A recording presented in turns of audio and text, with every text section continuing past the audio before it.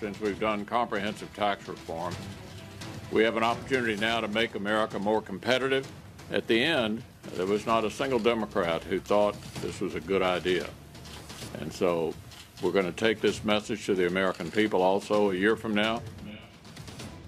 Senate Majority Leader Mitch McConnell there early Saturday morning after the Senate did pass President Trump's tax bill. He joins us now. Senator McConnell does join us live now from Kentucky this morning. Thank you for joining us this morning. Senator, congratulations. Is this a done deal, the conference report going to pass? Yeah, we'll be able to get to an agreement in the conference. I'm very optimistic about it, and we think this will make a big difference in getting our economy moving again and providing jobs and opportunity for the American people. One of the big questions is how much it's going to cost. I know you believe that this bill will eventually pay for itself. That is at odds with what the Joint Tax Committee says, and other independent analysts want to show that right now. The Joint Tax Committee says this will be about $1 trillion addition to the deficit. Others say it's even more. Even the Conservative Tax Foundation says it's going to add about $500 billion to the deficit. I know you believe it's going to pay for itself, but what evidence do you have to back that up? Well, let me just point out there are a whole lot of economists who think that it will pay for itself, and let me tell you how that is done. The economy would only have to grow 0.4% over the next 10 years to fill this gap that you're referring to.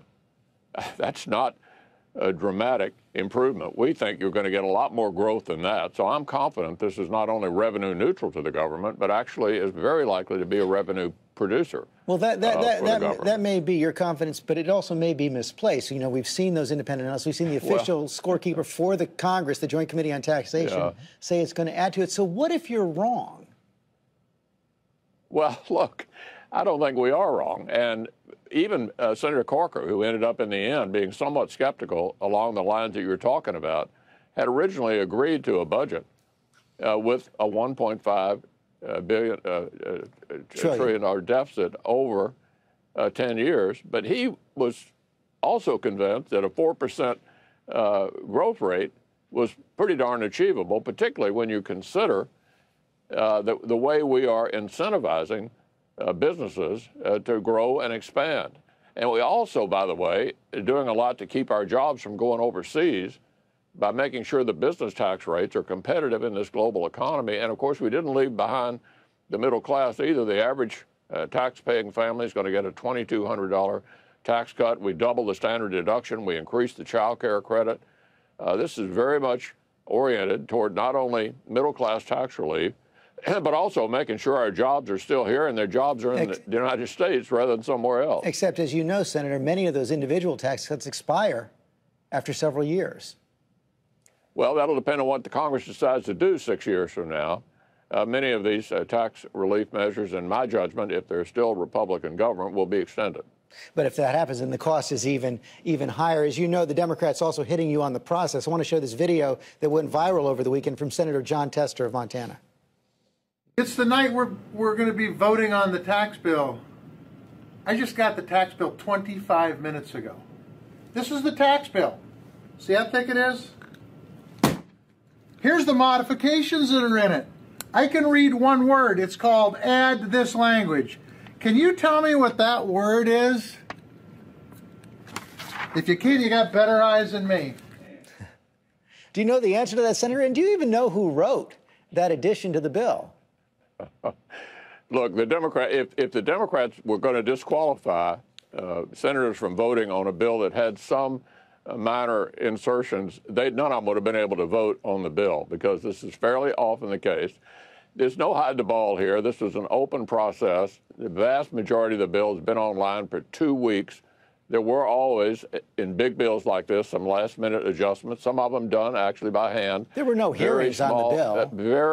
Oh, yeah, there were tons of hearings, over and over and over. The Democrats went to them. The Democrats had the opportunity to offer amendments in committee. They had an opportunity to offer amendments on the floor. For example, they were complaining about our repealing the individual mandate in Obamacare in this bill, but none of them offered an amendment to take it out. They had plenty of opportunity. They decided it was important to them politically to oppose this tax measure and take that to the American people, and we're prepared to do that.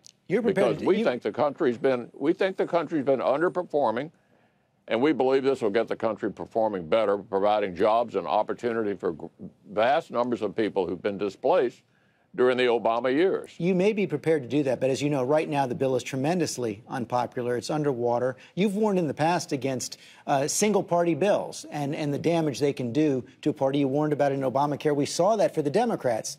After they passed Obamacare, they got wiped out in the 2010 elections. Aren't you concerned that could happen to you in the midterms? Well, look, we're trying to do what we think is important to the country, for the country. A combination of regulatory relief, which the administration's already been doing in a significant way, backed up by this kind of comprehensive tax reform, we think will produce results that we will certainly be able to talk to the American people about in the fall of 2018 and in 2020 as well. So no concerns at all. One final question on this. Senator Collins, as you know, Senator Collins did vote for the bill. She said that she was assured there would be both no Medicare cuts and then she would get other health care bills that she supports, including that Alexander Murray bill passed as well. Are you confident that those bills will pass, and must they pass first before you're guaranteed of Senator Collins' vote? Well, she can speak for herself, but I've committed to Senator Collins to offer Alexander Murray and another bill that she and Senator Nelson from Florida are offering to one of these year-end bills that we'll be doing in the next couple of weeks. The president is committed to signing it, and we intend to keep our commitment. Let's talk about those bills coming up. The government, as you know, runs out of money this Friday. Democrats, a growing number of Democrats, saying they're not going to agree to a deal to keep the government open unless the children of undocumented immigrants are protected. Are we headed for a shutdown?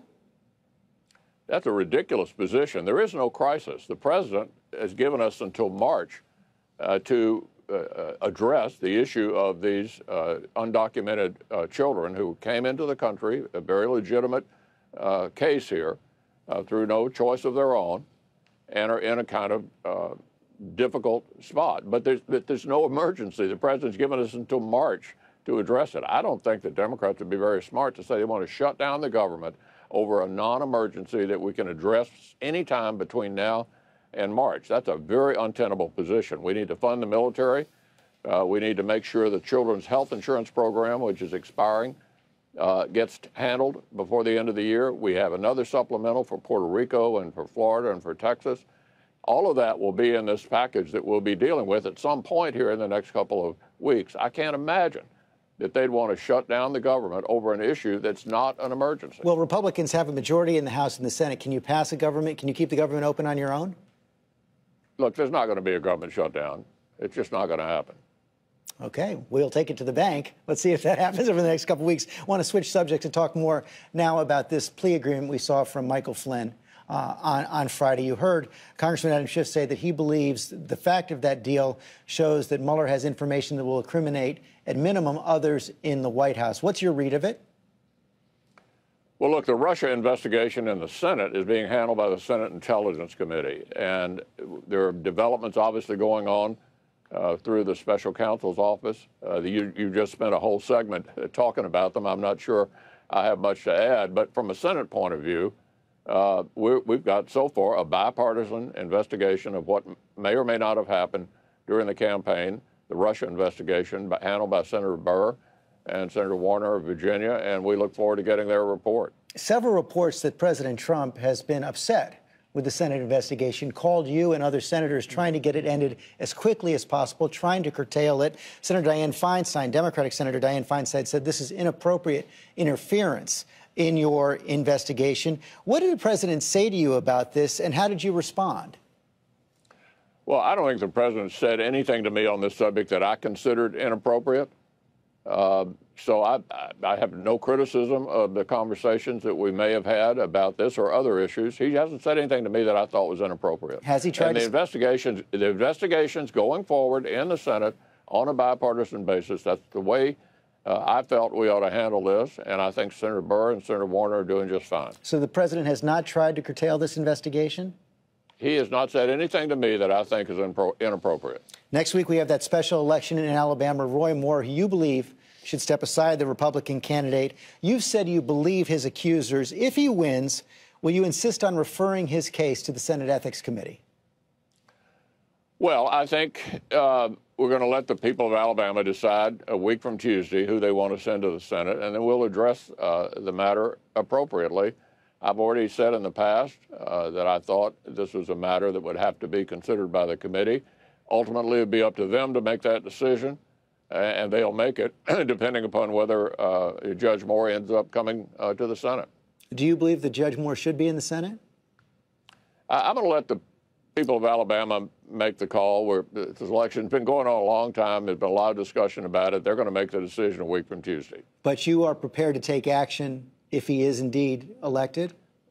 The Ethics Committee will have to consider the matters that have been litigated in the campaign should that particular candidate win. Will you be making a recommendation to the Ethics Committee?